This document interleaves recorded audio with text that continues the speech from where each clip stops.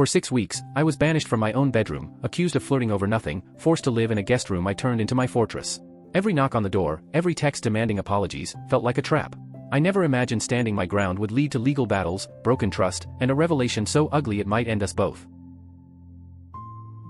My wife looked me dead in the eyes and said, "You're sleeping on the couch until you apologize for something you didn't do." And I just said, "Okay." I didn't apologize. Not that night. Not the next morning. Not for the next 3 weeks.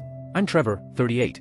3 weeks ago, my wife Diana, 36, basically exiled me from our bedroom because of something so ridiculous it still gives me a headache just thinking about it.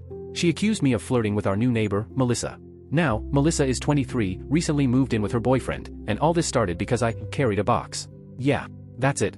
I was just taking out the trash like any normal Thursday when I saw Melissa struggling with this massive cardboard box, like, the kind that looks like it used to contain a small refrigerator.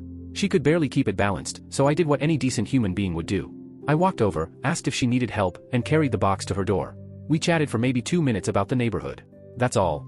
No touching. No lingering. No flirting. Just neighborly decency. But apparently, that was evidence. Diana saw the whole thing from the upstairs window. The second I stepped back inside, she was already fuming. I opened my mouth to explain, but she cut me off with, "Don't gaslight me, Trevor. I saw what I saw. You were drooling over her." I stared at her like she'd just accused me of robbing a bank. "You're sleeping on the couch," she said, "until you apologize and admit what you did." I just stood there for a second, processing the absurdity of it all. Then I said, "Okay." She blinked. "Okay? That's it?" "Yeah. I'll sleep on the couch until you apologize." Her jaw tightened. She stormed off like she'd just won a battle I didn't even fight.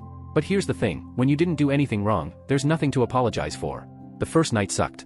That couch is great for Netflix marathons, but trying to sleep on it? My spine felt like it had been folded into origami by morning. I dragged myself to the kitchen, made coffee, and she walked in with this smug look. "Ready to apologize?" "Nope." She huffed and left for work. By night 3, I'd had enough. We've got a guest room, a decent-sized space mostly used as Diana's overflow closet and a dumping ground for old furniture. So, I grabbed my pillow and set up camp on the dusty futon. Not luxurious, but at least my back stopped crying every morning. She noticed. "The couch too uncomfortable for you?" she teased. "Yes," I said. "Then apologize." I didn't even bother arguing. She smirked like this was some kind of game she was winning. Fine. Game on. Here's where things got fun.